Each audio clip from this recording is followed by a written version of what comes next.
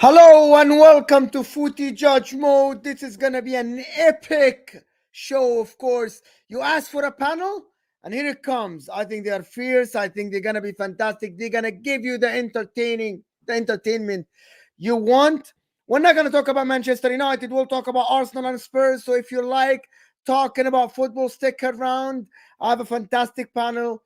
I'm going to introduce them one by one, but quickly, so we don't waste your time and we don't waste their time. The first one on the red corner, the Arsenal fan, one of the guys that I knew from Never a Foul, fantastic guy to talk to, talks a lot of sense, but also backs his club very, very well. It's the one and only Olu's here with me. How are you feeling, my man? I'm good. How are you? I'm all right. Thanks for joining. And on the other Arsenal corner is True Gunner TV. Someone you see on the terrace. Is the first time for him here on that channel. I appreciate talking to him. People call him negative, and I call him a realist that wants success. Of course, you know him from the thumbnail. It's Brandon, of course, is here. Welcome. Thank you very much, Mo. Thanks for the invite. Guys in the chat, make sure you're slapping up the likes and subscribing to the channel. Hope all is well. Hope my guy up the top there as well. You're going to get some realism from me today. Everybody knows that. Yes, but I want some chest because the Spurs guys, listen, one of the guys that is very tough to talk to, like very hard to convince. He's convinced he's always right. But he always have an argument. Every time you talk to him, he never say shit without actual logic behind it. It's the one and only Will Stewart, of course. What's going on, from guys? the Tottenham Away TV, of course. Big up, Will. Thank you for being here. Big up, man. Everybody make sure you like the show. The comments are triggered already just because my face popped up on screen. So, last but not least, of course, someone who his voice just makes YouTube better. Just by that. His face lights YouTube always. He's just come from a long solo show. Someone can talk for hours. Love working with the guy. Of course, you see him. You know him from the description. It's the United States of America. Representative Jacob is here with me, my man. How are you feeling? Hey, man. Thank you for the invite. Appreciate it. Blessed to be sharing the screen with all of you folks. So good evening, and hope we have a good show. Thanks for the invite, Mo. We will have a good show. Listen, Shout out 100 to people chat as well. right at the door. 100 people. Get me to 100 likes right away. Hit that like button. Of course, welcome to everybody that joined us from United Spurs of America. Thank you for the redirect. Of course, Jacob, really appreciate it. Guys, hit that like button. The like button is how this channel grow, get more subscribers. And of course, you have to like the video, subscribe if you're new. Your super chats are appreciated to support the channel, but also to get involved in the conversation. We're going to have to stop when you do super chats. We're going to do sections. But let's start right away with the guys. I don't know where to start. All I'm going to say is I'm going to ask all of us, you see, the first one that was here. Why do you think Spurs are going to continue with this title thing, or they're going to drop? Do you think they can be caught by Chelsea, or they can be caught by Newcastle or something? Just give me what do you think? Sure. So, how can I put it? See, the easy answer for me is to say, no, they can't continue it. But actually, this is what they said about Arsenal last year, right? By the time we got to pretty much the same time last year, everyone was saying, well, they haven't passed any real tests, right? You know, they haven't played in the big boys. When it happens, we'll see what happens in terms of can they keep the charge going? And Arsenal kept the charge going. So, I mean, the easy answer, the partisan answer would be for me to say, no, they can't do it. So, but from what I saw last year, I'm never going to say never. Now, the only thing I'm going to say, and this is something I've been thinking about over the weekend in terms of Spurs is, are we seeing the best ever new manager bounce? I.e., you know, there's the magical thing when a new manager comes in and a team just plays way better than the current level. Are we seeing the best version of it where it's happened for 2 months? And the reason I'm asking this is this, right? Is I try racking my brain and think in the history of football, has there been a team which has been super defensive, like really, really, you know, I don't want to say boring to watch, but you know, even the fans of the team have said actually haven't played that well, and a manager's come in and automatically transform the team from being very defensive to being attacking and then sustain that. I can't think of any team that has happened, right? So this will it's either Ange Postecoglou is like the greatest manager ever and can transform a team in 2 months with just one preseason, or we're seeing the greatest new manager bounce. And what's going to happen is that eventually it's going to go back to what the norm was prior What do to. you think? What do you think? Me? What do I think? Yeah, which one of them do you think? Yeah. I don't want possibilities. I want Of to course, know. of course. And it's not me collecting receipts. I promise you. It's just Mhm. me wanting to get the answer out of you. What? Because the Spurs guys are gonna tell me, yeah, this is a new manager bounce, but they're gonna have an opinion. I want your opinion as a rival to them. What do you think? I think it's going to be. I think it's the latter more than the former, i.e., that they're going to regress back to a mean. Just because, like I said, I mean, if you take Arsenal for example, right? When Arteta came in, I mean, anyone who remembers the Emery ball was absolutely terrible, right? I think we've sometimes history makes us look at things with rose-tinted glasses. The reality was that it was really bad, and Arteta's football was bad for 2 years, and now you look at when we finished fifth, and then last year, people said actually we played good football. But the reality is that it takes time to get there. So my personal feeling is that, it's more likely to be the latter in terms of we're seeing the best new manager bounce, and eventually Spurs are going to fall back to bad habits. And right now, it's just a feel-good factor is sort of pushing them through in terms of, and probably even with the Luton game, we're starting to see maybe those cracks rather than actually this is a sustainable way of football. And there's been a transformation in 2 months, which in my mind has never happened. And again, I'm happy to be corrected if that's happened before. I'm gonna let the Spurs guys, one of you guys take it. Just it's not me. Yeah, so for me, no, it's not a new manager bounce, and I think that Ange Postecoglou's record speaks for itself. And I don't think that we've been playing great football. In fact, I think that we're still struggling to learn and to play the system that Ange wants to incorporate. I don't think that. Yeah, we've gotten results, but a lot of those results have been, asterisked, right? I think that we're only going to get better. We have 7 new starters on our team. We have a new manager who's historically started slow and then gotten better over time. But he's also, every club that he's been to, regardless of the league that it's in, taken an average club or a club that struggled the year before and made them competitors. And I'm not saying that he'll do that exactly with Tottenham, but I think that what we're seeing right now, I mean, how long is a manager bounce? I mean, if we win our next 4 games, which is easy to do on paper, we go into the November again with what? How many points? I think we're getting 12 points out of our next 4 games. You play Chelsea at home. Yeah, that's the hardest fixture. You have 5 games actually. I actually think Fulham, that the Palace, 5 games for Chelsea, you are Wolves. not. The 5 games for you are actually not tough. You can actually win the next 5 games. 4 of them are winnable on paper, and one of them is Chelsea at home, which is anything can happen. And listen, I don't know. So for me, I'm looking at this, and I'm not gonna say that it's a new manager bounce because the style of football, the way they play, isn't just lucky, and it's not a new manager bounce. He improved players. That's what I think it is. So can I ask a question off the back of that then? So what is Ange ball? Can I just say something? I just want to welcome everybody that joined from Staffy TV. Thank you so much. I know Staffy has been there forever, but yeah, you're here now. Hit that like button. Thank you, Staffy. And thanks for everybody that joined from there. The like button is important. Get me to 100 likes right away. It's how the channel grow. Super chats if you want to support the channel, also to get involved in the conversation, of course. But go ahead, Olo, ask a question. Yeah, I was just going to ask a question because, again, one thing that I've been hearing from Spurs fans, and I appreciate listening to all points of view, but this idea of what Ange ball is, and the reason why I ask this because I'm ignorant. I'm not the kind of person that says I know everything about all managers who play in different leagues and their philosophies. But is Ange ball a style of play? Is it a philosophy? Because with Pep, I can sort of talk about what Pep's philosophy is. Arteta's, I kind of can even talk about Arteta's philosophy, right? I overload the wings, get one-on-one with defenders. What is Ange ball? Because if we can define what Ange ball is, then maybe I will be able to say, actually, with more confidence. Yeah, but Pep Guardiola changes the way he plays. Of course, but there's still philosophy behind Pep, which is keep the ball as much as you can, right? So I would love someone to me to define Ange ball outside sort of people just hyping it as a feel-good factor right now.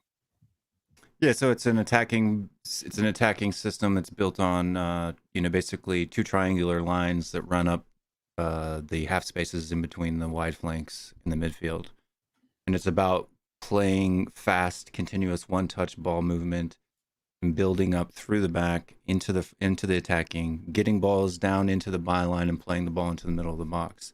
And he's taken a team that created some of the fewest chances in the league last year to the team that's created the most chances in the league so far this year. And it's based on the fast-paced 1 and 2 touch football, passing and defending triangles, where we defend in a 4-4-2 and we attack in a 2-3-5. So Brandon, Jacob, I don't know what you guys say about this. I don't know. I actually didn't speak to Brendan at all about what he thinks of Spurs.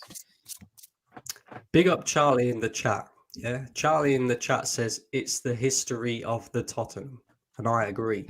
Right?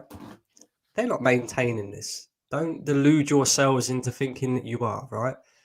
Not so long ago, Tottenham was sat top of the league, and Arsenal were bottom of the league. And all you guys got excited then. Oh, yes, we're going to do it. We're going to do it. Your downfall was glorious then. It's going to be even more glorious this time around, right? Because all I keep hearing is Romero's better than Saliba, Son this, Maddison that. Yeah, cool. You got some very good players, right? And I ain't totally, discarding Tottenham, right? Because I think what Ange Postecoglou has done so far is he's took a team full of talented players. He's added some very shrewd signings to that. And it was easy to make Tottenham play better football because the football that they played under Antonio Conte was absolutely diabolical. I mean, you only have to look at the players that they have at their disposal. That Conte system was never, ever going to work. Never, ever. Yeah. Antonio Conte didn't have the right players to play the way that he wanted to play because your players are more attack-minded and better at attacking football. You're seeing that right now, yeah? You've added James Maddison in there. He definitely is, in my opinion, the signing of the summer, right? Because I think with James Maddison behind your attacking line, you're going to create chances all day long. And he works hard, and we've seen what James Maddison's all about at Leicester. The reason I don't think you're going to maintain it is because right now, Romero is performing at a level that is not been seen by him in the Premier League so far. I do think he's rash at times, and I do think he will revert back to that at some point this season. And I don't think you've got enough goals in your team to maintain a title charge. I do think you have enough to get in the top 4 with 1 game a week. But a title charge, no chance. Richarlison, donkey, yeah. And unfortunately, Son cannot do it on his own. Why do you think Arsenal have more chances of making... Okay, so looking at the 2 teams, 11v11, first of all, you have other competitions. So your squad will play in other competitions. They only probably need 13, 14 players. That's all they need. They have 1 game a week. They need 13, 14. So if you say that about Spurs... why do you think Arsenal will challenge them? Do you think you have better players? Do you think your players are better than their players? Do you think Odegaard is better than Maddison? Do you think Nketiah or Jesus is better than Son? Do you think Martinelli, Saka better than Kulusevski? Do you think Bissouma and Rice? Because all they need is 13. I'm not defending them. I'm just saying, using your logic, unless you think your starting 11 are way superior than them, what gives you the right to challenge and not give them the right to challenge? Cool. Let me explain, though. Let me explain, yeah? Yeah. So last season, Arsenal wasn't expected to compete for a league title. We did, right? We will compete again this year purely and simply because we did last season. We've got that experience there now, right? And in all fairness, with Arsenal, right, we've been poor so far this season in terms of our performances. We've got the results, but we've been poor. Bukayo Saka, Martinelli, and Gabby Jesus have only played 22 minutes together so far this season. We've had Thomas Partey out injured. We had Declan Rice go off in the second half of the Spurs game, which is why they controlled possession in the midfield for the second half of that game. Yeah, we had Bukayo Saka going off injured. Gabriel Martinelli spent the time out injured. we got players returning now, right? We do have a fairly stacked squad in terms of quality, right? We are still missing a few areas where we can do with improvement, and I'm hoping that Arsenal will go out in January and sort that out. Where I look at Tottenham and I say they cannot maintain this is, cool, what happens if Son gets injured? If Son gets injured, who's coming in? If Bissouma gets injured, who's coming in? That's an if. Yeah. What if Saliba gets injured? It What might if be. Odegaard gets injured? What if Rodri gets injured? Yeah, and that's This is true. what happened to Man City. We cannot just build all our conclusions No. based on assumptions. Mo, Because it's I have not an seen assumption. teams play a whole season without injuries before. No, I've seen it's that. not an assumption, my friend. It's not an assumption. I spent all season last season saying Arsenal better go out in January and address the fact that if William Saliba gets injured, we will not win the league title. We failed to do that. And what happened? William Saliba got injured. There is going to come a point this season where Spurs' best players will end up getting injured and they will have to rely on their squad depth. And I know they're only playing one game a week, right? But it will happen because it happens to every single team. I know they've got a few injuries at the moment, but not as many as what we've had, not as many as what Chelsea have had. You know, there will come a point. And that's when you're going to see just how good Ange Postecoglou is as a manager. And that's where I think, you know, first season as well, you know, let's not apply too much pressure to this guy. And I'm saying that as an Arsenal fan, but I think there's a lot of pressure being applied to Ange Postecoglou inadvertently because Spurs have started so well. Everybody's thinking, maybe we could be in a title race this season. You won't be, but you will get top four. Playing like this, you will get top four. Yeah, because there's not there's not more than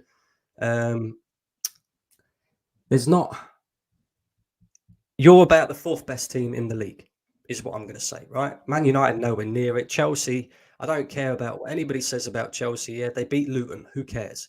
But then also what we've got to factor into this, right, is everybody talks about Spurs' you know, they're top of the table, 20 points, 8 games played, new manager.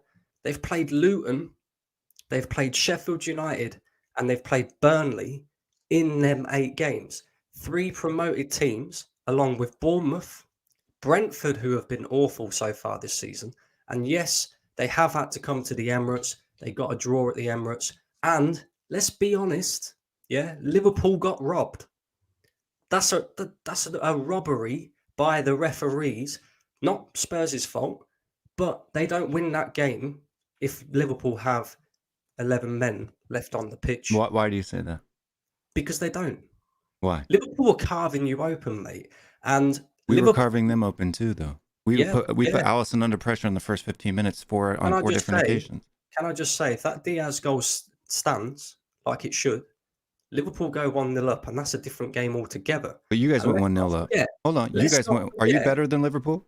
Let's not forget, you still needed an own goal in added time to win you that game. So it's not like you've been, 9 men as well. It's not like you've been carving teams open, right? Luton as well, right? By the way, I know you had Bissouma sent off in that game as well, but Luton had a great opportunity. I can't even remember who their striker's name is, and he should have scored. And yeah, that's not on you. That's on their Luton. left winger, Adebayo. Adebayo, yeah. That's not on you. That's on Luton. But what I'm saying is Spurs can be got at. Right, but we should have been 4-0 up in the first 15 minutes. You should have been, and this is my point. You haven't got. It's all woulda, shoulda, couldas, right? Yeah, it is. But this is my point. You're saying you should have been 4-0 up. I'm saying you haven't got enough quality up front, which is going to let you down. And you can also be exposed, like Luton showed. I don't want to interject here, and I'm going to let the Spurs guys respond. Jacob hasn't said a word. Go for it, Jacob. Go for it. I'm the lack of Brandon's points are the lack of quality up top. You don't have the squad. You will get injuries for sure. And you haven't done it last year because he said his main reason for Arsenal to challenge this year is that they did last year, which is for me it's kind of like. And we've improved. We've improved the squad. Guys, that was 260. I need the likes up first. 100 likes, people. Omar Roshdi here. Big up Omar, of course, Omar, of course, with the super chat is saying like, subscribe, and share it. Big up, brother Mo. Thank you, Omar. You super chatter, appreciate it. Hit that like button, 100 likes, and we'll get more people here. I like the Spurs fan. I don't know which one, Daniel, Jacob or Will. It's very important to point out. Go ahead, Jacob. Sorry. I think he means both. I think he's equal lover. Birds of a feather. No, I just find it interesting. They're title challengers last year, title challengers this year. They're improved on last year, but they can't get 3 points versus us at home. I don't, and we're Put not. context into it, my friend. Don't just do that. Put context into it. When I Declan approach a Rice- situation, hang on, I'm like a hang on. plane. I'm flying in and I'm looking Real at it quick, overhead and I'm just real saying, quick, put context into it. Declan Rice came off at half time. That's not our fault. Up until half time, we controlled that game. You didn't. In your half. I disagree of with the that as pitch. well. Yeah. In your didn't. half of the pitch, Declan Rice came off. Bissouma took over. That penalty Right, fair should have play. never happened again.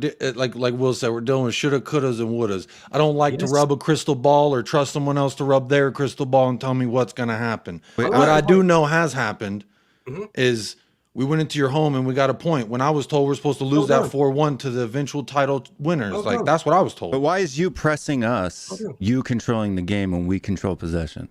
Okay, cool. So you had the majority of the possession in the first half. Where was the possession? In your own In half. our half, because what's the point? Exactly. What's the point of possession-based football?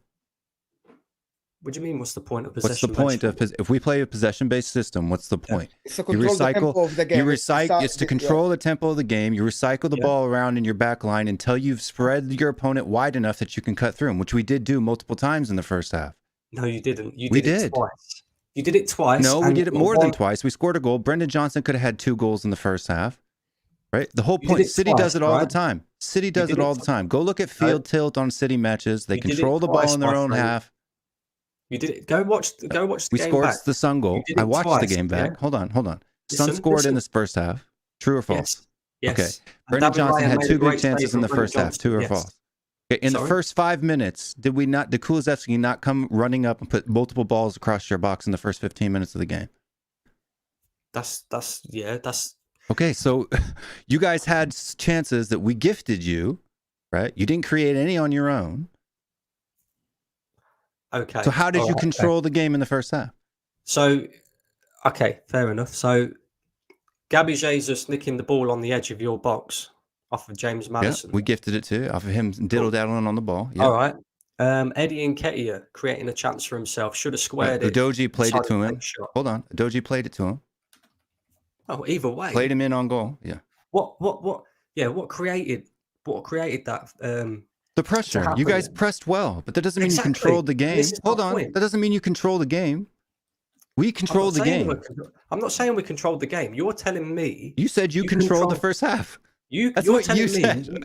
You're telling me, yeah, but the reason why you controlled the second half so well in the midfield, yeah, is because Declan Rice came off. But we Every controlled the game in time- the midfield the first half too.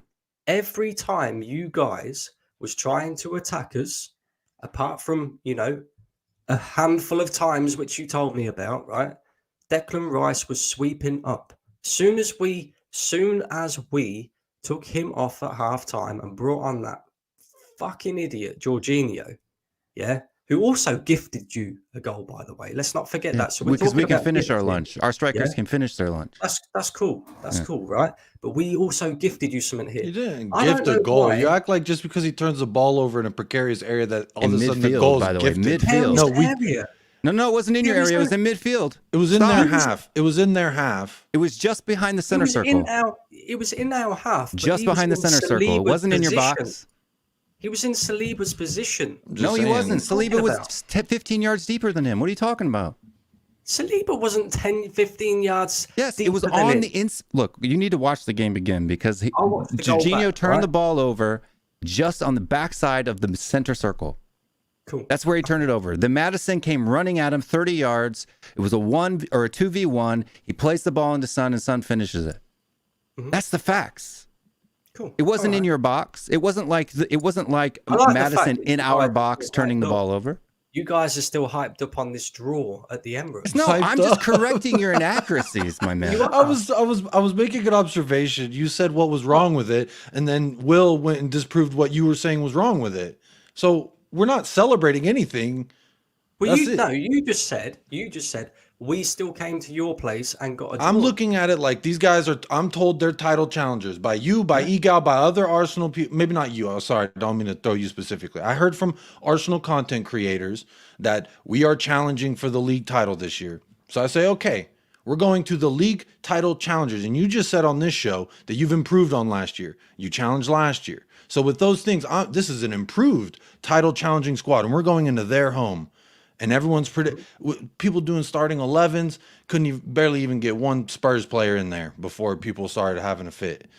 And now it's like, oh, well, you only did it because of this. You only did it because of this. We play Liverpool. You only did it because of this. Luton, you only did it because of this.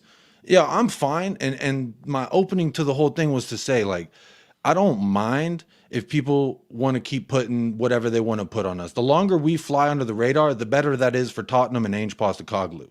And that's all I care about. So opinions of anyone else or myself, personally, it don't bother me, because all I care about is what happens in those 90 minutes. Now, again, you could say Liverpool's a robbery. I would disagree. I think if you play cleaner, you present yourself with more opportunities to continue to attack us in the manner in which you did. Mohamed Salah does a great job of creating a Luis Diaz goal. You got unlucky. You're not the first club to get unlucky with a VAR call. Yeah, not the first club to get unlucky with a VAR call. How many VAR calls have Tottenham got that they later go back and say, oh, apologies? No one cares. No one cries when it's us, right? That's another point. You play cleaner, Cujo, you're not going to pick up that straight red. You play cleaner, the Portuguese winger, Jota. You play cleaner, then you don't get sent off. Where's that at? I can't even see. Where are you There looking? it is. That's where Jorginho turned the ball over. Yeah. Right on the backside of the center circle, just like I said. Continue playing it. Who's No, that you back there? cannot play it. I can't play it because of the copyright. Who's that back there? 10 yards It's back legal. deeper. No. But So don't tell me I anyway, was that's wrong. besides the point.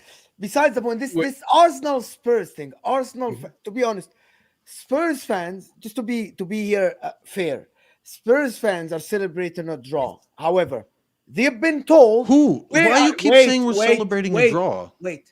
This You misrepresentation. started your monologue, Jacob. You started your monologue by saying we went to the title challengers and we draw there. Fair enough, because you have been told you will lose 4 and 5. So it's your right to say you guys were wrong. All the Arsenal content creators were wrong, and each and every single one of them was wrong. The people that said 4, the people that said 5. There are people that went that you're gonna lose 6, and you didn't, right? But for Arsenal fans, that notion that Spurs did not control the game. I was watching as a neutral, and every chance Arsenal created was a gift, and every chance Spurs created was a well-planned one. That's a fact. No, go watch the game again. Nobody can argue this. You had 2 clear-cut chances. Go ahead. But these are the facts. I'm just stating the facts here. Doesn't mean Arsenal are bad, because Arsenal improved lately. Sorry, before you jump in, can I just explain, right? From my perspective, yeah. Mo knows me. I keep it real when it comes to Arsenal. Right? Yes. I don't talk Until it comes to Spurs as well. Yeah, I I don't that talk for a all this fact. big talk. I call the football club out as and when I need to, right? Which is why I'm saying, because I like to keep it real. I like to be real and try and be real. That's why I'm saying that I don't think you guys will maintain it. I have to also hold my hands up because I disrespected Spurs in the lead up to that game. I thought, no, there's no way. Yeah, you're getting slapped, you're getting piped, you're getting all of this, that, and the other. And so I can understand why you guys are like, you told us this, you told us that, and then we come and get a draw there. But I still wouldn't be celebrating a draw. Nobody celebrated the draw. That's all I've been We trying to dropped say. 3 points. We dropped 3 points. No. At the end of the day, you still haven't won at the Emirates for God knows how long, right? I remember only what are we talking now? 6-7 years ago, Wenger in charge. We had Mustafi at the back. We was in a mess. Yeah, Spurs at the time was competing for a league title, and you came to our ground and we beat you. Okay. That's But what does that difference. have to do with this season? It has nothing to do with this season. What my point that I'm making is you can get all giddy and excited if you beat us, and you didn't beat us. You We're got not a getting draw. excited that we drew you. Nobody is getting They excited. keep Nobody I saying know that. Part of the anyway. reason why Will, Spurs fans- they keep saying that, right? This Mo is said part it. of The the host of the damn show said, Yeah, but you this guys is got part of the excited to reason. celebrate a draw. We weren't celebrating a draw. We should have gotten full 3 points. I've said it. I felt it. And I've taken strays for it. But that's neither here nor there, because Alright, the wait, narrative so is wait. that we're Is this celebrating not a part draw. of the I get reason? it. Hold on, Is hold on, this, hold on, wait, hang one on, sec, is one sec, this one not sec. part of the reason why Spurs fans are getting excited? Because they No. got a draw No, at a title challenging Arsenal. no. So Otherwise, wait, you wouldn't be so, getting, otherwise, when you look at it in the cold light of day, otherwise you wouldn't be getting excited about any of this because you've beaten Luton, Sheffield United, Bournemouth, Brentford, and bloody Burnley, and then you got And Liverpool. a 2-1 result against Liverpool, a 9-man Liverpool, which was an Can own I do the goal. super chat in the related last- to Brandon? Martin here is 3 saying points Arsenal at the end of the day is second, 3 points. Arsenal 2 points ahead of last season, Spurs top thanks to VAR. Well, but that's. Well, so I want to address. One second. Can I get Okay. Olu wanted to say something? Sorry, guys. Let me just say one thing. So first of all, so the good thing about the internet is this, is right, everything's recorded. So we can, if we wanted to, we can go and listen to all the big content creators and see what the reaction was after the game. And I think you actually see most reaction at a time from Spurs content creators generally was almost like, oh my god, we We played are the better Spurs compared to content them. creators. You're two of them. There's more than both of you, right? So But there's we not just know the majority of them. Jacob mean, and I I'm stream saying- with the I'm saying majority. to you, I'm saying to you, I can go back after this and look at all the videos of all those content creators. and see He's the right, reaction. and I will And mention. bet I you, will I mention 100% names. By the way, guarantee you that I will it mention was- names. I will name names. Name Yeah, names. it was- That's what I want to know. I will Yeah, name name names. I'll names mud 'em that came myself. for me, came on streams specifically to say, Mo, you are wrong. You disrespected us. We got a point. That's for me the celebration. But that's not me. That's not you, but you know who I'm talking But about. when you say know, that who I'm you talking about? celebrating Is it this or Deji? I wanted Sean did this it, or that, at and least Ava address what did I it, say. Ava did it. Sean did it. You know who did it. People went on Exactly. streams So I'm Sean just celebrated a gloat. draw. People went on streams to gloat that they other people were wrong, and That they we would said, get turned you were over, wrong. yeah. We didn't get rolled over, but you still didn't win. That's by itself a celebration. It's the same as Arsenal fans when they said we're gonna beat So- City, and people said City are gonna beat you, and they said, "Yeah, but we got a Well, point. See, we didn't Can get I- lose. can- is We it the didn't same? lose." Is it the same for me to celebrate, for example, I'm kind of infamous right now for the certain video that I made.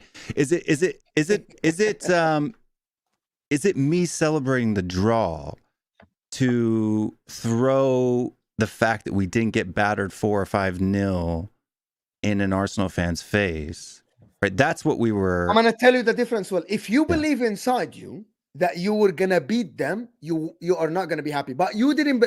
Spurs fans We didn't did. believe that they're gonna be Arsenal. Some. I'm not gonna be to the majority. That's when you celebrate. Forget what the Arsenal fans said, right? But inside you, you believed you're gonna beat them and you draw. If you believe that, that means a draw is warrant a celebration. If you believe that you're not gonna win them, but you believed inside you're gonna win against them. Yeah, Did you I or called did you not? 3-1. Did you believe it or did you not? I believe we were going to win. I felt like Why we were dropped you 2 points. gloating with a draw then?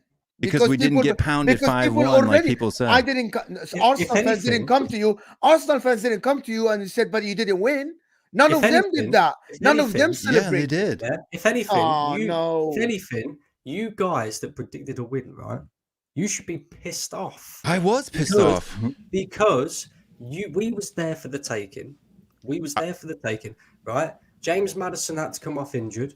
Fine, fair play. Son that came off But injured.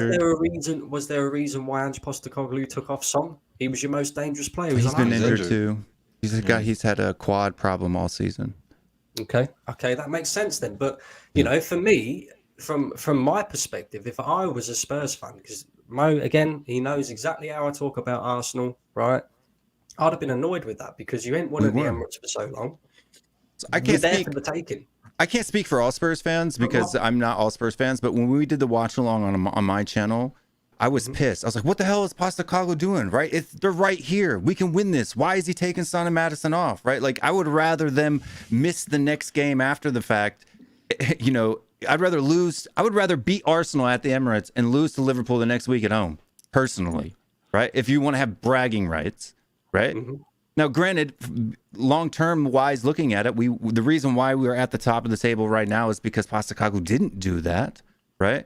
But at the time, in the moment, we were all upset. I was upset. I was 2 points dropped. We should have won that game, right? In my opinion, we should have won that game, right?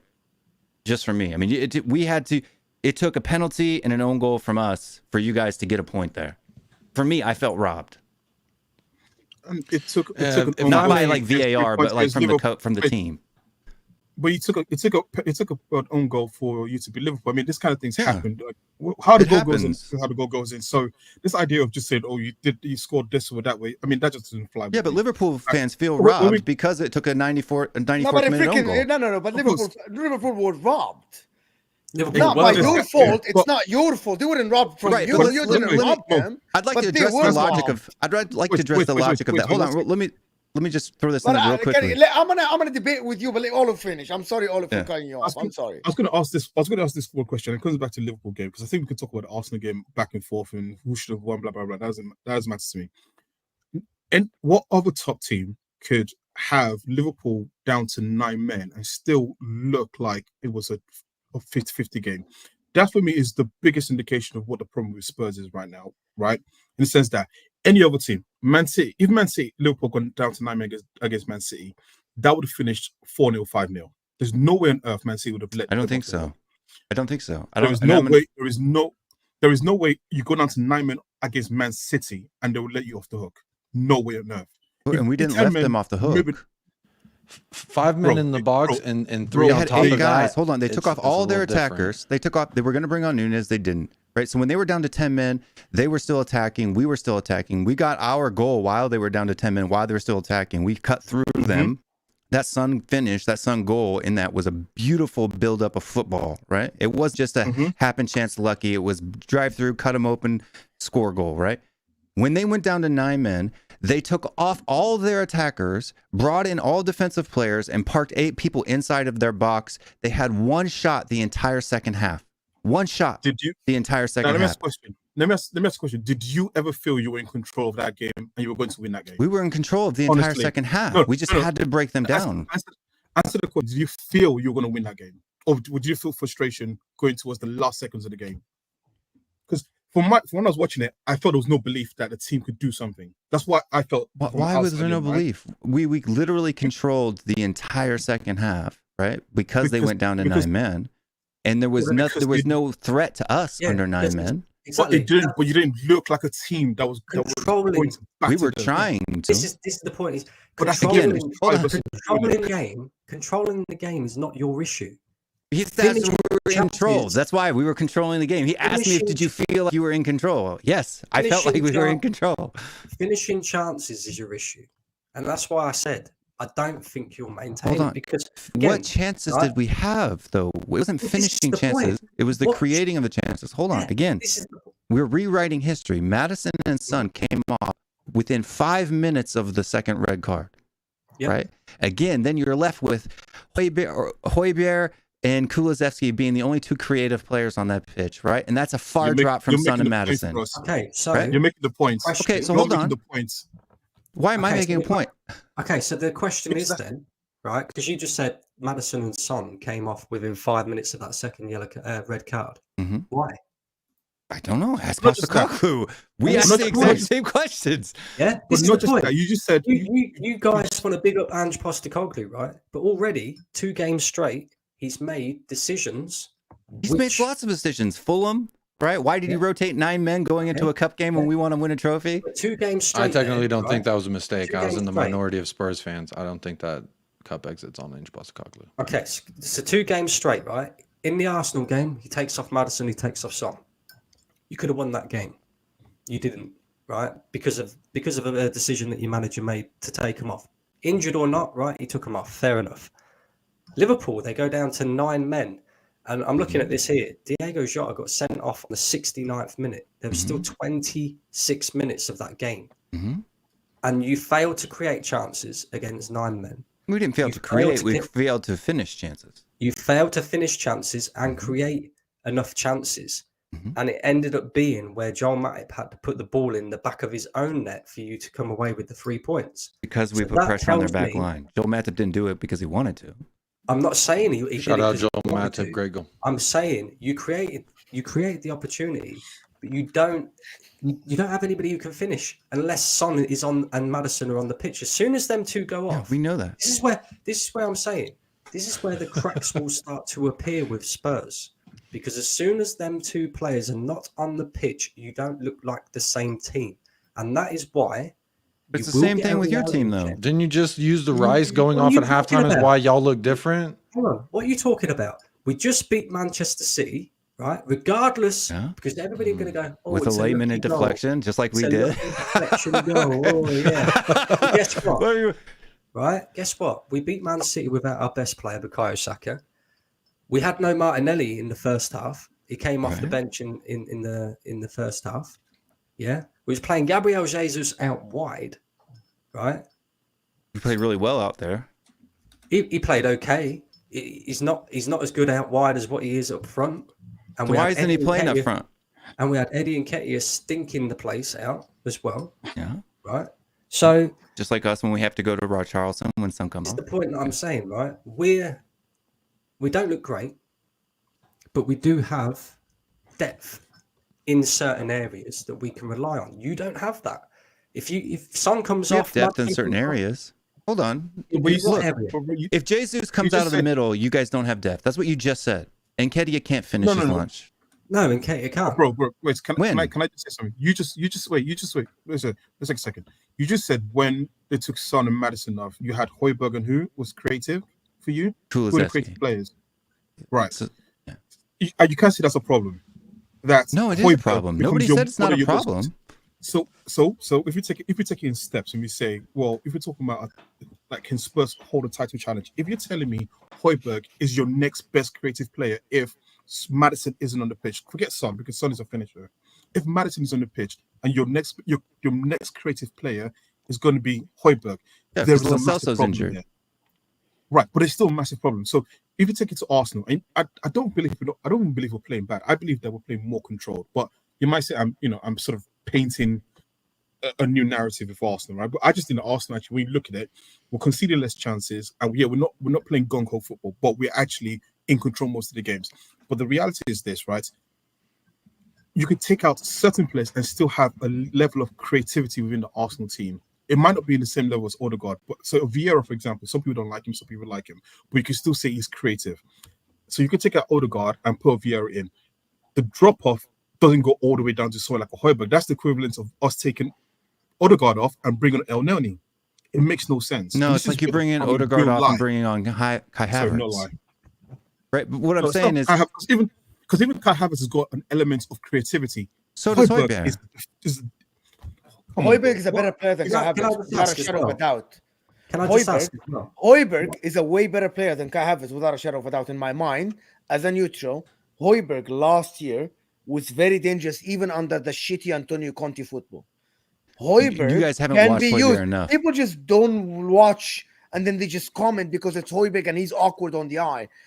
Højbjerg would be more useful if you had Højbjerg as your 8. You would have been 10 times better than having Havertz as your 8. 100%. And I promise you this. Right? 100%. People just don't like this notion because they don't like Højbjerg on the eye. I disagree, Nah, but bro, no. that's for me. I mean, What I know you Højbjerg- guys don't like numbers, but Højbjerg was a better player by the numbers than Declan Rice was last season, right? I know you guys don't like stats. I know you guys are thinkers. They're silly. It's a fact. You can laugh all you want, but that's just the truth of the matter, right? Listen, You guys haven't watched Højbjerg. Hold on. If we want to talk about the eye End the test, you guys stream, haven't bro. seen. End the Hold on. stream.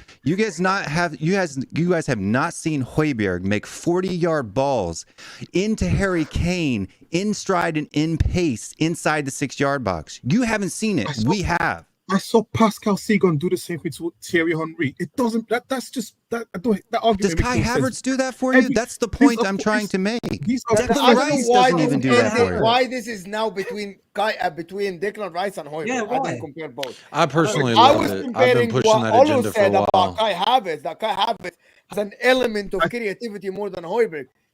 This is the shoehorning thing.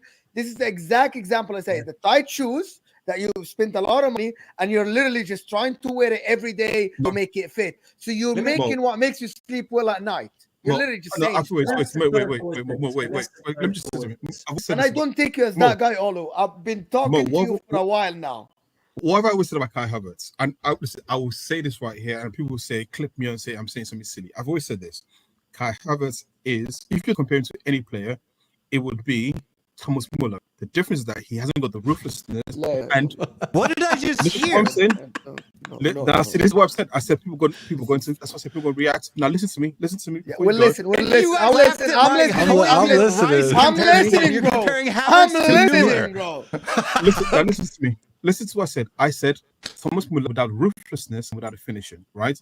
But if you look at Thomas Muller, what is Thomas Muller's greatest strength? His movement. What's Kai Havertz's best strength? His movement. The difference is that someone is supposed to rocket up Kai Havertz's ass to get him to play at a level which he can achieve, because he did it once before, right? So when I say the comparison, I know you heard that, by the way. I'm not saying he's as good as a player as Thomas Muller. I'm saying what his greatest strength is the same thing that everyone has said about Thomas Muller. Thomas Muller has never done a step over in his life. Thomas Muller is not the greatest passer in terms of being creative, but his movement in the box is amazing. And that's one thing that Kai Havertz actually naturally has, but something down the line has caused him to fall off a cliff. So when it comes to talent, as a naturally talented player, I think Kai Havertz has something in there. Now, whether he makes the Arsenal or not, I don't know. That's up to him, and that's up to Arteta to unlock it out of him. And it might be an absolute bust, and I'm happy to say he might be a bust. I'm just saying that let's not diminish the fact that he is actually a player who was seen as quality, and somewhere down the line, he has lost his way. Look, man, Ndombele has more talent in his little finger than Kai Havertz has in his entire body, and Ndombele still can't play football at the top level. I agree with you. Ndombele is a fantastic footballer. He's just lazy. Unless you're effective in the game, it doesn't matter how much talent you have. Right? This is this is why I get so annoyed with these eye test comparisons, like the Salah Hazard comparison. Like, that annoys the crap out of me. It doesn't matter how much talent you have until you actually affect that talent on the match. I agree with you. Again, I'm agreeing with you. So when I say these things, I'm not saying he's as good a player as this person. I said what his greatest strength is similar. If I was to compare him to a player, so when we say, come back to the argument of is Højbjerg better than him, I'm saying, well, actually, if Havertz was to unlock his potential, I'll say Havertz is a higher ceiling. Well, if Hadman Arif unlocked his potential, it would have been better than Messi. Of course, but we're talking. Of course, things always hypothetical when it comes to these type of arguments, right? Because of course, not every player reaches that level. Anyway, guys, there's over 300 of you here, and we're not even on 150 likes. That's embarrassing for this elite content. The like button doesn't cost you a penny. The like button is free. Just hit that freaking like button so the channel can get bigger and bigger, and I keep bringing you content like this, right? Just hit that freaking like button. Looks like this. It's underneath your live chat. Come on. Omar here is saying, rules reversed. Liverpool versus 9-man Spurs. Go. What happens? We don't have the defense. No, wait, hold on. I never said that we have the defense. I think Liverpool defended their asses off, right? The fact that they defended as well as they did with 9 men, the tactics that were involved in the way that they played was brilliant. I think Liverpool, in fact, I have Liverpool as my title challengers this season, not Arsenal. And it's not just because I don't like Arsenal. Yeah, I want to move to that then, to Arsenal Football Club. We spoke about Spurs. They presented their points. You guys presented. You haven't even presented. You weren't even given a chance to present your point. But Jacob said, I'm going to keep my foot on the ground. I'm going to wait until see what happens. I'm enjoying the ride. Arsenal, Will claims, I don't know Jacob's opinion. I know Will claims that Arsenal are actually in reality not a title contender at all this year. And I want him to present his argument first before we get to the Arsenal boys. Yeah, so I think Arsenal will regress to the mean this season. I think that last year for you guys was a fluke. I don't think that you've strengthened as much as you think you have. I mean, your guys' whole reason why you haven't played this well this season is because you had enough injuries that now your squad is having to play, and the results just in those players just aren't doing what they're going to, right? Vieira is not an answer for you guys in midfield. Havertz is not an answer for you guys in midfield, and Nketiah is not an answer for you guys up top, right? Defensively, you're one Saliba injury away from because of unfortunately Timber. Same as them. Yeah, Timber is exactly. But you're doing the if well. No, they hold are on. I'm one talking about injury their away. depth. But Hold on. They said they're competitors this year because they've strengthened. And I'm saying they haven't strengthened as much as they think they have, right? I think that you guys have a good starting 11. And when you guys play it the way that you're doing now, I think the change that Arteta's made, you guys are not creating chances from open play. You're just not, right? You've relied on penalties. You have 5 penalty goals so far this season, 2 deflections, 1 own goal, right? You're relying on, freak incidents in order to get results, which is fine. You're getting them, and nobody can take them away from you. Those points that you guys have are yours, right? You can't go backwards and do it. But what I'm saying is at some point in time, those penalties, those deflected shots, those own goals are going to dry up, and you're going to have to create chances from your midfield, and you just haven't done it so far this season. Odegaard has 1 assist, right? You guys are mid-table as far as chances created so far this season. That's just a fact. And if you want to push City, you're going to have to be creating chances on City's level, and you're not. You're not even close. Cool. Okay. Can So I come back on that one? do you want to go? Shall I go? Yeah, I'll come back on that one. These, to be fair, right? He makes a very valid point because these are the things that I've been worrying about so far this season. What I would say is the opening 8 games of the season. You're right. We have had to use our squad. We have had, a lot of injuries so far. The good thing is that we're still sat joint top of the league with you, having used our squad. So we've got players to come back. We've got players to come back from injury. We haven't yet seen Declan Rice and Thomas Partey in the midfield together. We haven't yet seen Gabriel Martinelli, Bukayo Saka, and That's Gabriel Arteta's Jesus. fault because you could have seen that in the beginning of the season. What? Seen what? Partey and Rice and together. It's not our fault that Arteta chose to play him as a right back. I'm not saying that. And look, if Arteta doesn't play Rice and Partey together now that they're both fit, then that's on Arteta, right?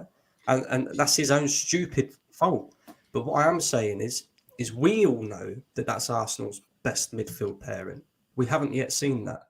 We haven't yet seen Bukayo Saka, Gabriel Martinelli, and Jesus play together. Because they're the same thing about our best Spurs. front three. Our last best season. midfielder last season's been out all season. So you could say we haven't had our best 11 either. And we've And had these our best excu- left Who's your winger best out for the midfielder last then? 3 weeks. Who's your best midfielder then? Bentancur.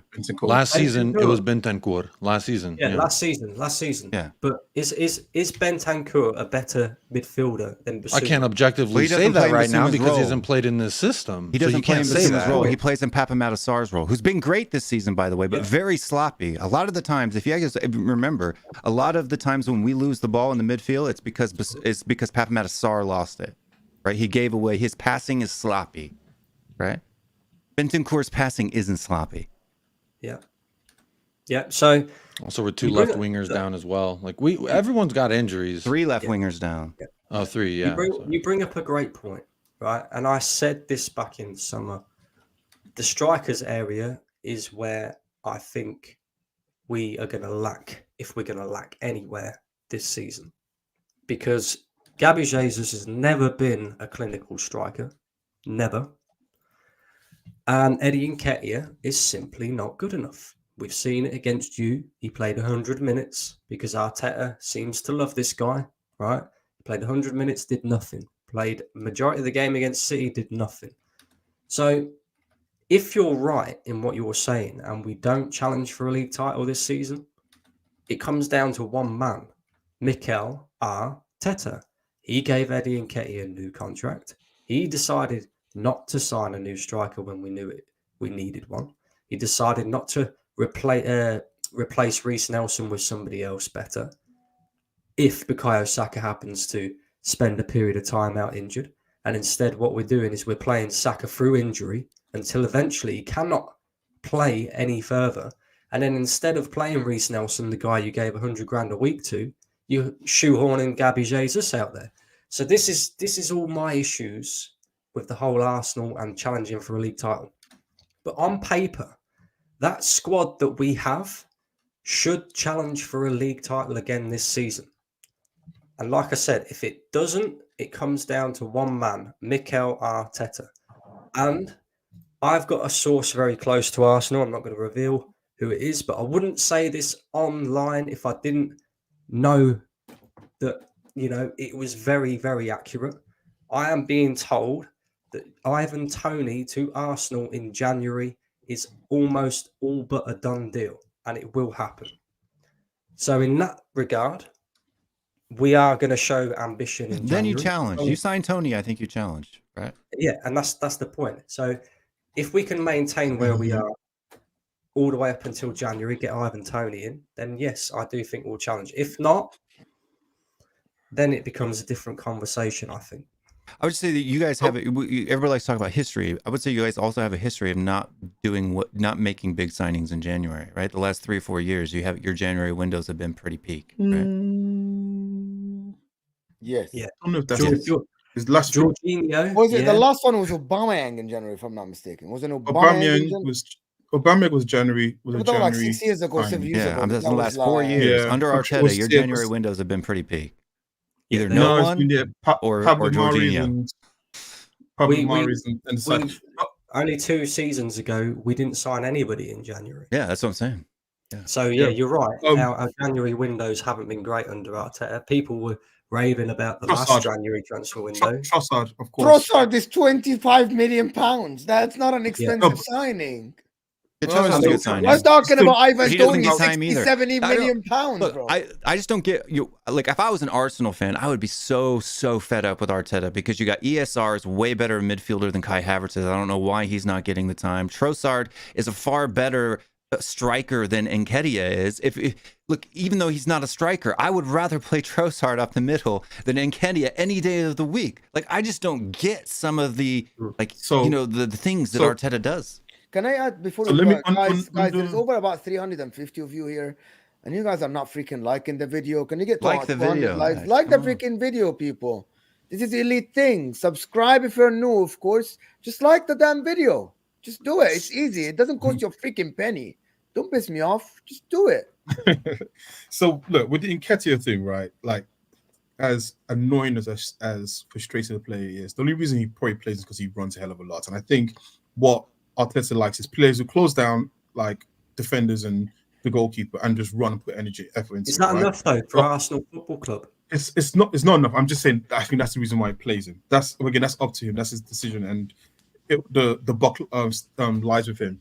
Now, when he comes back, let's take a step back. So, I believe we scored how many goals less than Tottenham? Was it 1 goal less than Tottenham this season? Or Man City this season? 2 goals less than Man City. No, then you mentioned 5 less than you. Okay. Then you mentioned 5 goals by penalties.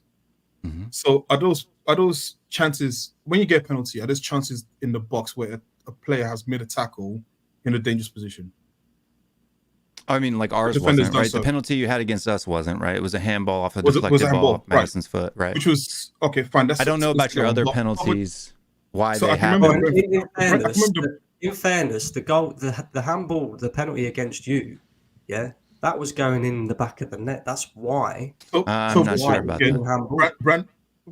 So this is the point I'm trying to make. So when people do these things of try to say, well, the reason you've done this is because of a penalty. It's like, well, penalties happen in the box, and most times the reason why a penalty is given away is because a player's made a rash decision because there was a clear-cut chance about to be created, right? So you can actually, if you take away those penalties, the reality is that most likely those would have been goals.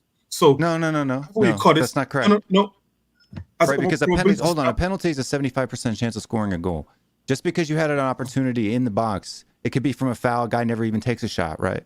You don't know that chance is going to result in a goal. Your argument is kind of invalid because you could go 1-on-1, flick the ball to a goal kick before the goalkeeper. You had no chance of scoring because you had no angle, like Nketiah did, and win a penalty. Fair to him. The rule is the rule, but doesn't mean if the goalkeeper doesn't touch him, there's no penalty and it's goal kick. It's as simple as that. I still understand. Yeah, you can get a penalty like Lewis Dunk, a hand behind the back, ball going to nobody. Referee makes a mistake, thinks it's a handball, and you get a penalty from a cross that was going to nobody. It happened. I understand. The point I'm still making is that those penalties comes from a position where it's an attacking position. So a defender or a goalkeeper has had to make a decision, right? So in terms of actually creating chances, or a bad referee. bad referee call, if you want to say that. I mean, Spurs obviously benefited from that. But if you want to just relegate Arsenal to saying, "Oh, Arsenal don't make chances because we only scored 5 penalties and those things will dry up." Actually, you might say maybe Arsenal actually get in those positions, and right now they're not getting to the point where they can make a decision whether to score because a penalty has been given. So that's the point of the. So let's just like park that to one side. Right, and I'm not saying penalties happen, right? I'm fine with that. But what I'm saying is you have 5 and 8 games. Do you think that ratio is going to continue to the end of the season? And if it doesn't, where are your goals going to come from? That's my question. But see, so now if you come to the goals, right? If you look at Arsenal last season, so who's the top goal scorer last season? Was it Saka with 15 goals in the Premier League? No, Martinelli and Odegaard. Okay, Martin Odegaard. And then Jesus had what? 14? 12. 13, wherever it is. 11 in the league. Sorry. And then Saka had, you guys know better than the stats better than I do. 14. And Saka had 14. What? So that's almost 60 goals between 4 players. Mm-hmm. So but all of those goals have dried up so far this season. That's what I'm saying. How many does Jesus have this season? How many does Martinelli have this season? Saka has the most, but 5 of those are penalties, right? That's what I'm saying. But right now, the top goal scorers are you right now. Right, and again, you might say the penalty goals. No. Brighton scored the most goals. Brighton scored a goal. They scored 21 goals this season. Brighton. It's always going to be Brighton. Well, I'm still saying basically that it's effectively Arsenal are not a team built of just one striker, one source of goals. It's actually spread out more, right? And eventually, as Brandon said earlier on, actually the front three, which tends to be the one that Arteta wants to go with, the one which actually got the most amount of goals that we've ever got, is going to play together at some point. So to say because it's dried up right now, where's it going to come from? Actually, if we go by what we saw last season and we say that sample size and we say, well, actually, if those 3 can score between 60 goals in the Premier League or between themselves, the probability is that they're probably going to reach something at that level. The only thing is that we haven't seen them play together right now. But you said yourself that Arteta isn't playing that game anymore, that you guys are more controlled now, that you guys aren't attacking, you're not on the front foot. So both that was going to be my next point. You got those goals because of the way you played last season. If you don't play that way this year, you won't get those goals because right now your chance creation, right, your expected assists is like rock bottom. You guys are like 13th or 14th in the league, right? I do agree, and that I do agree with you, and that's why I said I think the controlled way of playing is currently right now, and that might be a function of he hasn't got the team that he wants to play more expensive, or maybe he's actually thinking, actually I don't need to shoot my load so early in the season. Like the players will get into form, and they will eventually start steamrolling teams in the same way what a Man City do, right? Where actually they get better as the season goes. And maybe he's learned his lesson from that. I said, actually, I don't need my team to be attacking. I just need to be more controlled, especially when we need to get to a position where I want my team to understand how to play control games. Where you look at Liverpool last year, 2-0 up, and we still go into a firefight with them. Actually, how about I build a team that actually is better controlling that game if we're ever in that position, right? So again, I'm not a manager. I don't know what's going through his head. I don't know how he's thinking about these things. I don't know why he's gone to a more controlled way of playing.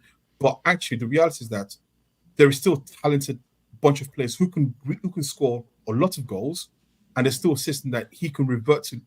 Or maybe there's a difference in the way he's approaching the games. And it's not a case of Arsenal going worse. It's just Arsenal playing differently. Right. I hear you. And I agree with you because Man City does do that. They do control games, but they also have created the 3rd most chances in the league so far this season, right? That's what I'm saying. They have both. They control it defensively and they create chances. You can't pick one or the other. In order to copy the Man City way, you have to do both. You have to control the game defensively and you have to create the chances. Right now, last season, you created the chances. This season, you're controlling the game defensively, but you have to do both at the same time. And right now, this piece of the puzzle for you guys is missing. And that's all I'm asking you is if that piece doesn't come, how do you guys challenge? Can I? This is the point that we was making earlier, right?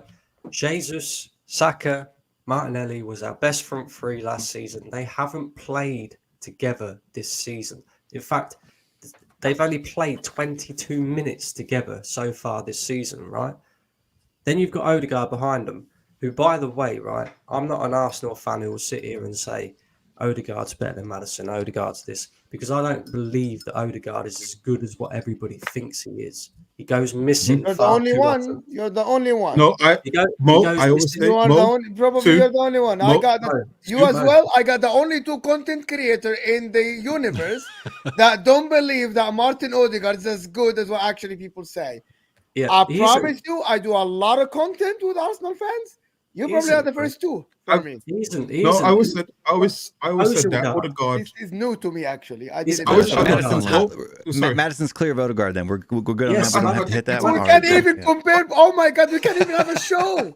I can't even No, get no, you. no. Mo, Maddison is levels above Odegaard. He doesn't go missing in big moments like Odegaard does, right? I call him Ozilgard, or you hear Curtis Shaw call him Solargard, right? Because he only comes out on a nice, hot, sunny day.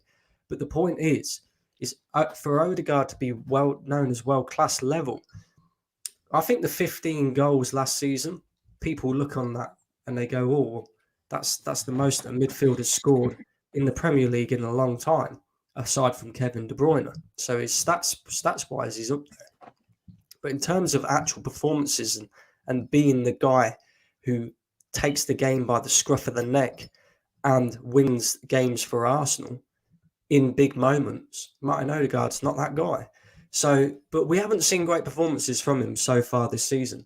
How much of that has to do with the fact that he's built up a relationship with Martinelli, Saka, Jesus in front of him, and he hasn't had them 3 playing in front of him? He's had Eddie and Nketiah running around like a headless chicken, yeah, not knowing where he's going to be, whatever. You got Jesus playing out on the left or the right, and then you got Trossard, who sometimes gets a game, sometimes doesn't. It's so mix and match at the moment. It also is quite difficult for him to get into a bit of rhythm. So I'll be more interested to see how Odegaard performs and how our front 3 performs when all of our traditional front 4 are back playing together that we see last season. And if it still doesn't click, like you say, then we're in big problems.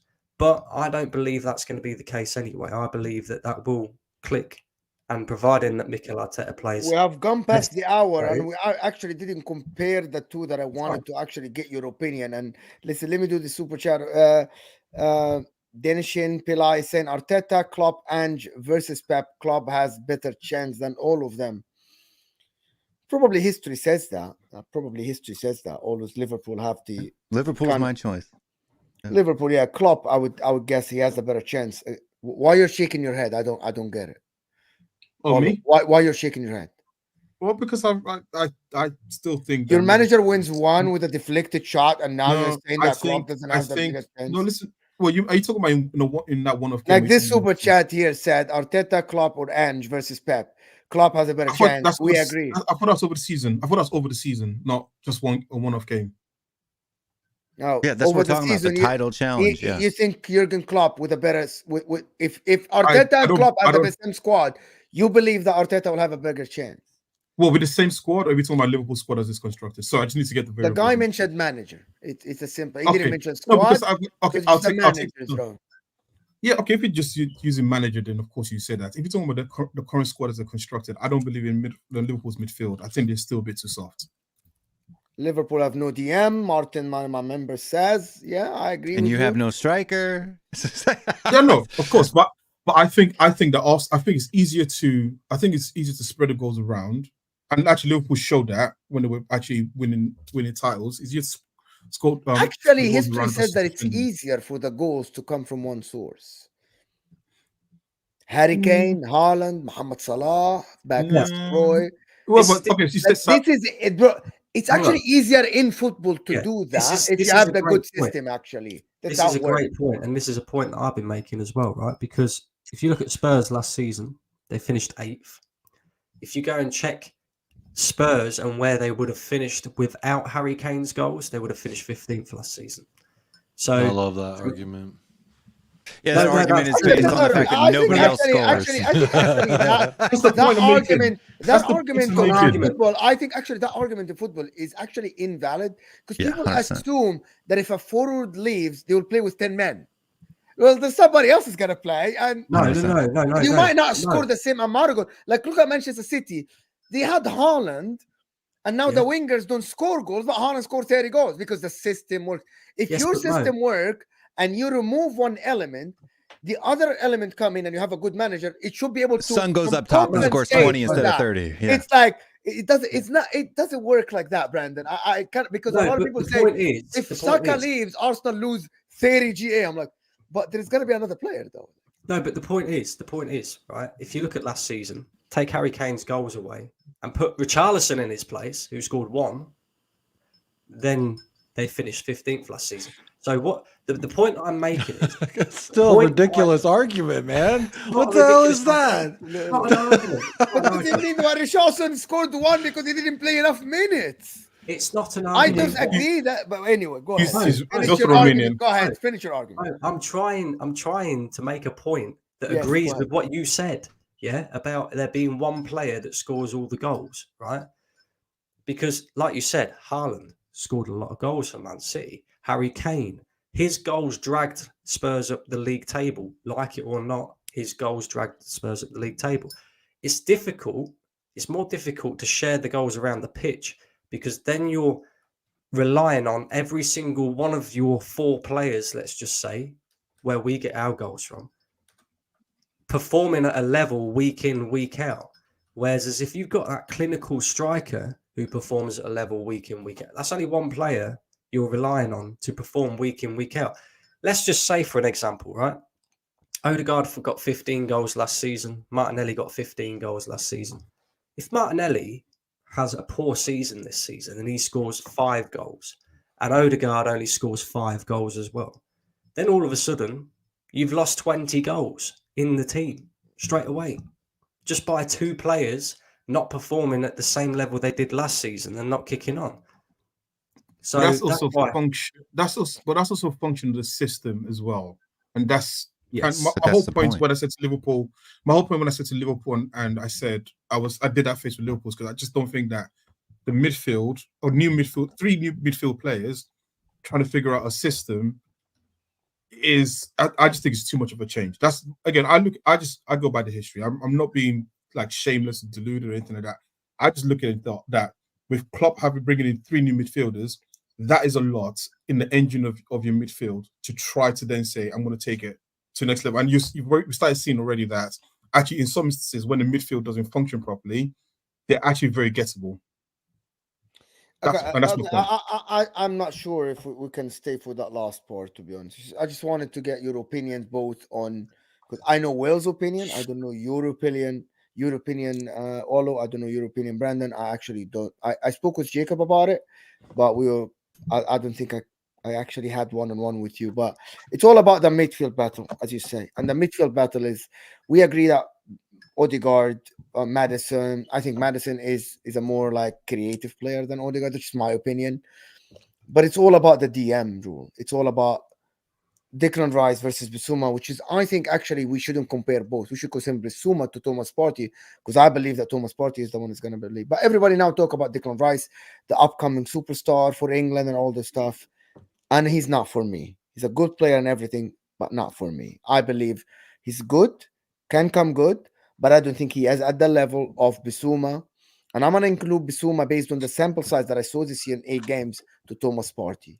Because I think Bissouma has more football qualities. He's stronger physically. And I think he's a better footballer overall in terms of passing. And the modern day DM plays football. And the way that Spurs play and the way that Arsenal play, 2 progressive teams that like to have the ball at their feet, you cannot have a Makaleli there. Like if they have a Makaleli at this time, it would be a little bit of like, yeah, there's a player that cannot pass. Right? So Bissouma, Rice, kind of similar. People say that Declan Rice did this at West Ham. I did that. West Ham were like 17th in terms of ball position in the league. So you cannot just compare him because he drove with the ball in a counter attack or he passed a long ball in an empty space to Antonio to just run at it. That's not the argument. It's all about the 8 games now. And in my opinion, Bissouma has elevated his level to the point that I'm talking about him. I'm watching this guy and I'm like, you can carry the midfield by yourself. Can Declan Rice do that? That's the question. Can I go first? Or do you want to go first? I'll go first. You Yeah, go first. I like mean, go first thing. I love it. I'm loving it. The team tag. I Go ahead. don't think It's just I'm the opposite to you, Mo. I think if you're going to compare Bissouma with anybody, I think you compare him with Thomas Partey because I think they're very similar in terms of their attributes. Yes, of I course. don't think Rice and Bissouma are that similar in terms of attributes. I think Bissouma is more of a midfield destroyer, but can also go forward and break lines. Whereas Declan Rice, he's more of a sweeper in the midfield. Like, you see him do it really, really well for Arsenal so far this season. Covers ground really, really well. Defensively, very, very solid. He can run that midfield on his own. He showed that against Manchester City. Yeah, okay, he had Jorginho there, but this, do you know what I mean? Can This I is- just tell you something that that defensive aspect, and both teams kind of have 60% plus ball position over all this 8 games. You know that Bissouma has more tackles and more successful tackles? yeah, It's just a stat there, because people keep saying that because Declan Rice tackled Rico Lewis, an 18 years old, and got the ball from him. Yeah, it looked great. It looked absolutely phenomenal. Yeah, but Personally, If I'm in watching tackles and both of them, interceptions, yeah. both of them Covering are ground. good, but I still would pick Bissouma defensively. And I'm sorry. It just I think it's difficult. I think the perfect midfield double or the perfect midfield pivot would be Rice and Bissouma, I agree. because I think the that's way too that, defensive for me. No. well, the way that they cover ground Yeah, but that's too is just defensive, isn't ridiculous. it? Like, Declan Rice was everywhere in that Man City game. He was everywhere in most of our games this season. What's been so impressive about Declan Rice as well is that he's come in with a big price tag on his head, and he's took to it like a duck to water. He's walked into Arsenal like he belongs there at a big club. And yeah, I mean, I still think he can improve, and I still think he will get better. I think it's too early to judge him because, like I said, you haven't seen him with Thomas Partey in the midfield yet. And until you see that, I think it's difficult to judge how good Declan Rice is or isn't going to be for Arsenal. But as of right now, I'm probably in agreement with you, Mo. If I had to pick between the two, I would very reluctantly go with Bissouma based off of the 8 games that he showed us so far. I actually wanted Bissouma at Arsenal when he was at Brighton. Before he signed for Spurs, and before we got Thomas Partey, by the way. So I am a big fan of Bissouma. The reason why I'm Hmm. comparing Declan Rice to Bissouma, just for the people in the chat that are asking me, why didn't I compare Declan Rice, Bissouma to Thomas Partey? Because the DM, the number 6 that we saw most of the games for Arsenal was Declan Rice. It wasn't, and everybody's saying that Declan Rice is being molded to be the replacement for Thomas Partey. This is why I'm comparing both. If Declan Rice tomorrow start playing there's 30 games left and plays number 8, I'm gonna compare him to a completely different person. Spurs don't have an 8. Spurs have Sarr and Bissouma and Maddison as a higher a little bit midfielder. But this is why the people in the chat, there is over 300 people here. Some of you guys are asking why we're comparing both. This is it. Thomas Partey was injured. So it's a simple. So- Olo wanted to say something. Yeah, so I mean, it's hard, for me. It's hard to say who's better, right? And it's almost like a cop out, to be honest. But it's hard to say who's better. The reason why I say is that, like Partey, Bissouma is his ability to sort of have someone pressing him and be able to get out of space is ridiculous, right? Like, I mean, one of the things that's really underrated about Partey is that you pass the ball to him back to goal, he's going to drop a shoulder, he's going to turn around and sort of get into space, right? And I think Bissouma does that really well. I mean, last season I thought maybe there was an overhype in Brighton, and I think this season is shown that actually there is that quality in there. The thing about Rice is that Rice just seems to me like he just brings so much calmness and control, right? And maybe, again, I'm not watching Spurs that well. I know maybe the Spurs fans might feel that Bissouma does the same thing as well. But I feel like with Rice, there's an element of like, it just feels like, right, it's not like an enforcer. It's just like someone who's just in control. He knows, it's like he's reading the game. And I don't want to say that because that's cliche in terms of saying, one player is the athletic one and another one is the one who's the reader. But the way I look at Rice is just that, like, he's just always in control of his situation. He's always scanning, he always knows where to be in the right places. So he isn't necessarily doing it based out of just being that much more technically better than everyone else on the pitch. He's just doing that because actually his natural behavior is to be in the right place at the right time. So it's actually hard to say for me who's better. I think I would need more of a sample size because like Bissouma had a poor season last year and he's had a really, really, really good 8 games. Therefore, it's like for me to turn around and just say he's much better than Rice is like, well, I can't do Based that on the after 8 8 games. games. I think, Based on the 8 games. yeah. Like So, if you, so you like, agree that based on the 8 games he's much better than Rice, but you disagree. You don't agree with the fact that it's I think it's they're on just a par. small sample size.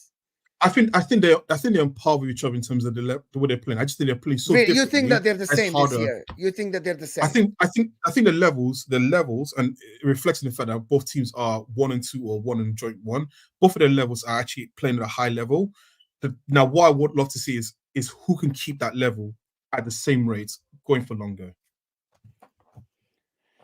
Because there's Jacob, most games in the Premier League are won and lost in the midfield. Yeah, would you all agree? Because any team can beat any team in the Premier League, so most games are won and lost in the midfield. So you're right. It'll be interesting to see who can maintain it for longer, because that midfield for both teams is going to be very important. If Spurs want to challenge for a league or even get in the top 4 this season, Bissouma's going to have to be their standout player in the midfield in terms of breaking things up, and Declan Rice is most certainly going to have to be Arsenal's, because although Thomas Partey is back from injury now, we all know that this guy will spend more time out on the sidelines. So, yeah, sample size is probably a bit too small to judge it now. But if I had to go based on the 8 games, you probably just edge in Bissouma. I'm going to have the Spurs guys have the last say, like the next 2 minutes. Guys, hit that like, but get us to 200 likes. There is plenty of you still here, over 300 of you here. So get me to 200 likes, please. It helps the channel massively move to the next audience and get more subscribers. Subscribe. If you're new, like now, subscribe to the channel. Go ahead. Jacob, you go first, my man.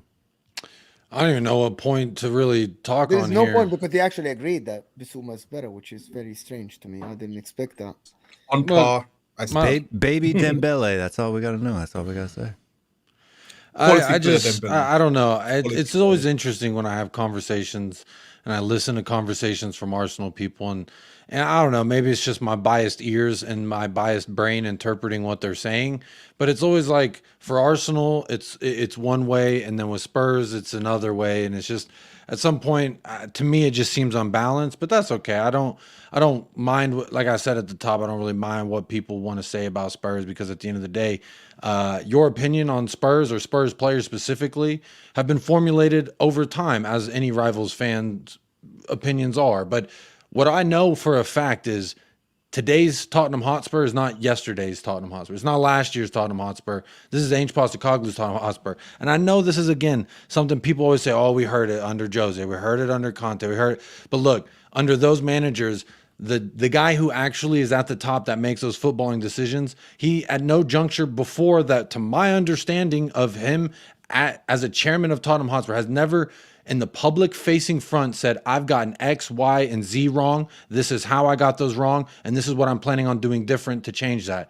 That coupled with how I see this club going and how I see things. Look, 8 games, you can call it what you want to call it, but at the end of the day, no one's been good enough to beat us. And that's just what it is.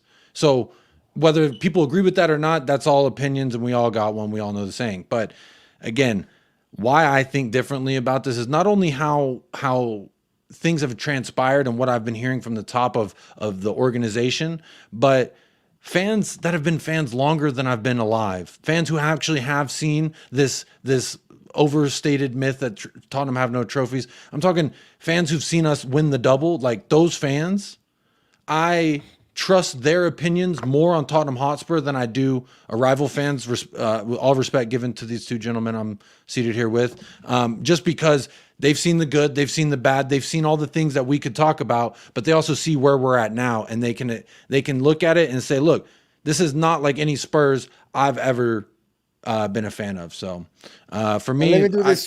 Yeah, go ahead, finish. I just want to keep seeing it progress. I just want to keep seeing what we're doing. I'm keeping my energy the same that it was in the summer, which was I just want to see damn change of philosophy and a step in the right direction. And through 8 games, I've seen that. Now, if people want to be upset with me for enjoying it, That's okay. While I'm in the pool, I'm going to enjoy the pool and not think about the kid that's going to come along in maybe 2 weeks, 3 weeks, 4 weeks and take a piss in the pool. I'm not worried about that because right now my feet are in the pool. I'm splashing around. I'm feeling good. And you know what? One day I may not, but life's hard enough. Football ain't going to get me down. No one's opinions on football going to get me down either. So. Let me do this. that. Let me do I this. love that. I love that Francis opinion. said, walked in, heard Mo and Brandon crazy argument, and I walk out never to return. Stupid argument about Bissouma and Rice. Spurs 8 games hype. Bissouma plays double pivot while Rice play single with 2 attacking midfielders. So my friend, thank you a lot for the super chat.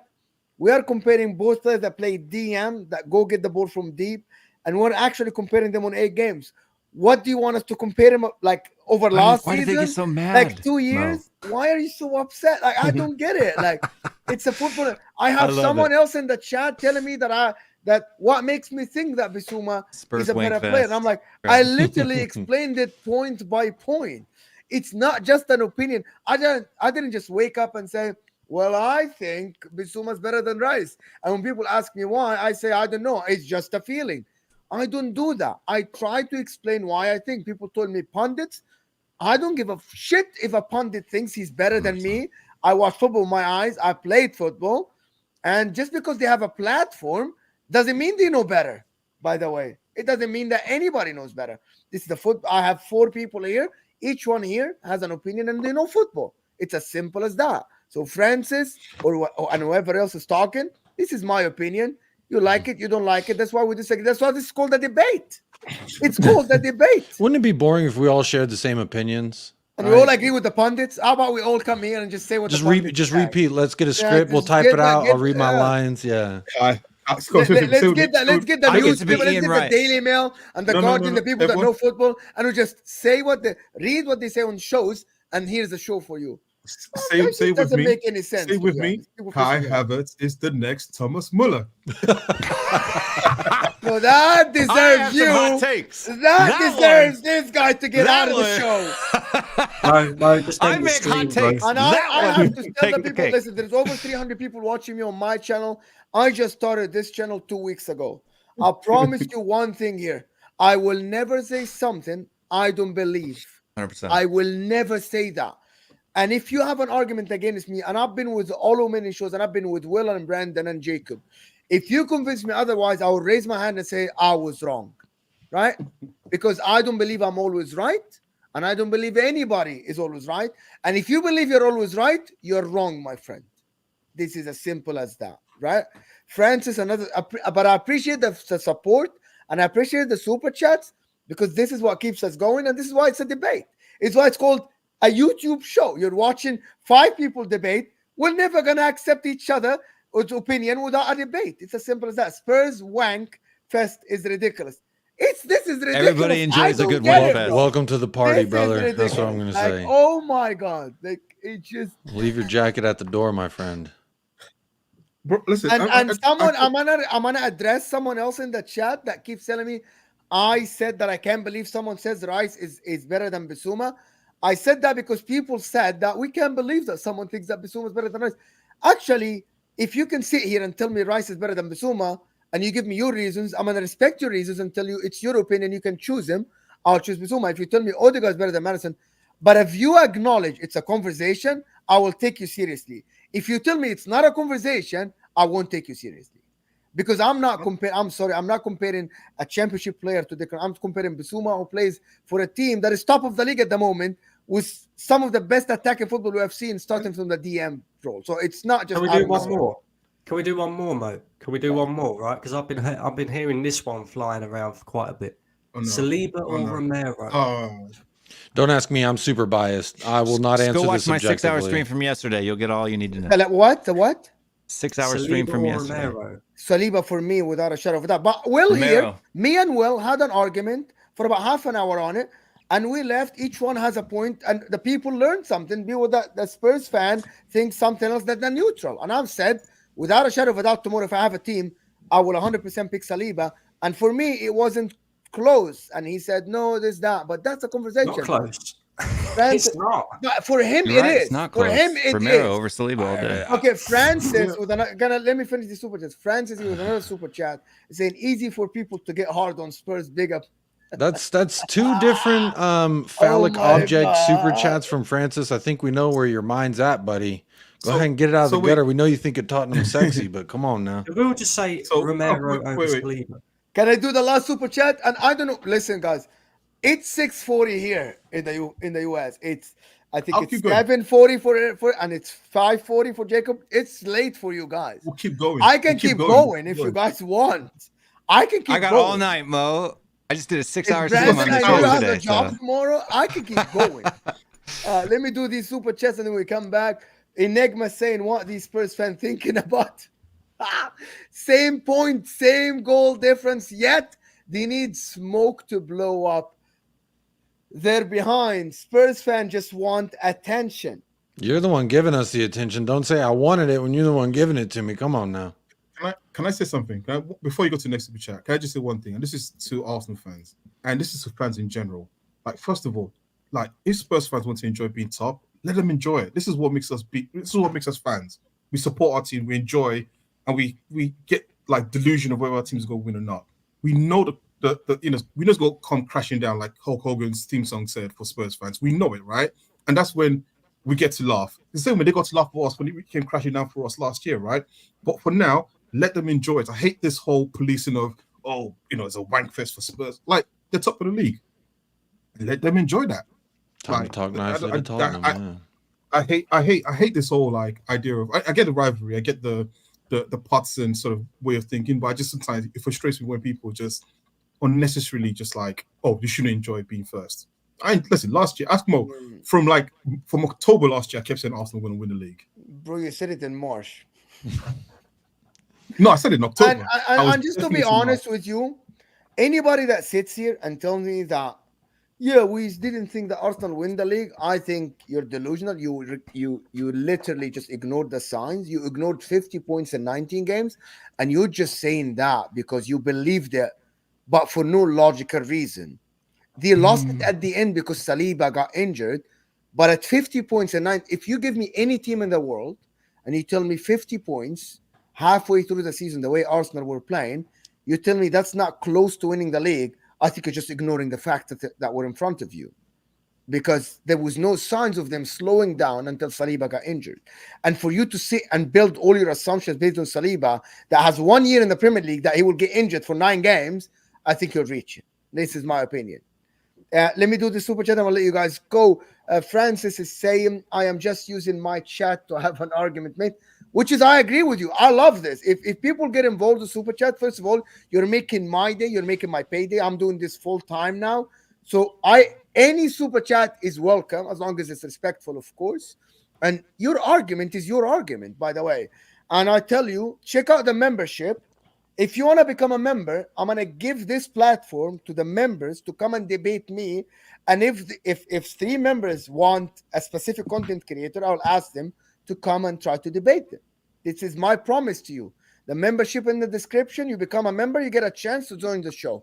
Join a membership on this channel, and anyone you want to debate me, just ask Mo, and I'll I know volunteer Will my will time. be here. I know Brandon might be. I know Jacob will be here. I know Olo will be here. I know these 4 people will be here to debate you. So the people that want to check out the membership, it's in the description. I promise you, this is a promise, you will be here. Francis, again, is saying Spurs fans and their hysteria is mad. I promise you, 8 games in last year, Arsenal fans were talking about this is the best football we played since Arsene Wenger left.